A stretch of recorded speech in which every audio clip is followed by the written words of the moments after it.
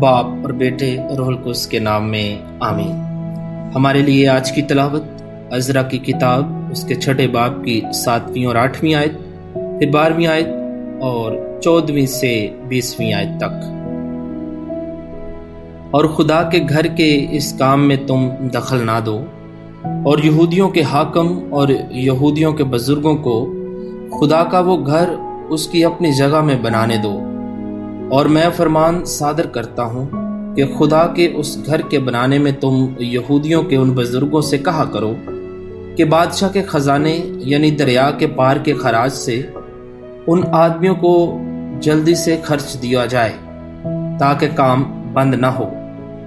اور خدا جس نے اپنا نام وہاں رکھا ہے تمام بادشاہوں اور لوگوں کو ہلاک کرے جو خدا کے اس گھر کے جو یروشلم میں ہے بدلنے اور گرانے میں اپنا ہاتھ بڑھائیں۔ مجھ دارا نے یہ فرمان دے دیا ہے، اس کی جلد تعمیر کی جائے۔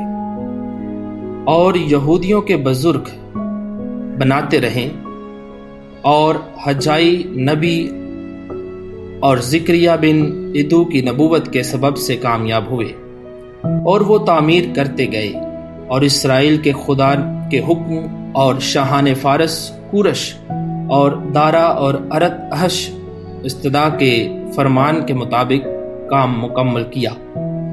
تو دارا بادشاہ کی سلطنت کے 6 سال کے آذار کے مہینے کے 3 دن میں یہ گھر مکمل کروں گا، اور بنی اسرائیل اور کاہنوں اور لاویوں اور باقی جلاوطنی کے فرزندوں نے خدا کے اس گھر کی خوشی سے تقدیس کی۔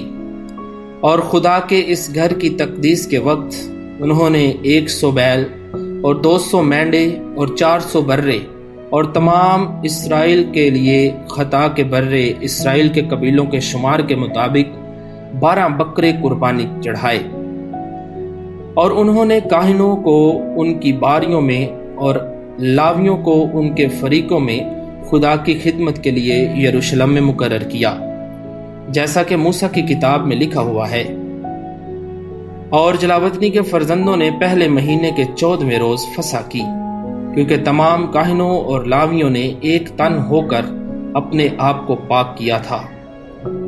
وہ سب کے سب پاک تھے، اور انہوں نے سب جلاوطنی کے فرزندوں اور اپنے بھائی کاہنوں کی خاطر اور اپنے لیے فسح ذبح کیا۔ پاک کلام کے پڑھے اور سنے جانے پر خدا کی برکت ہو۔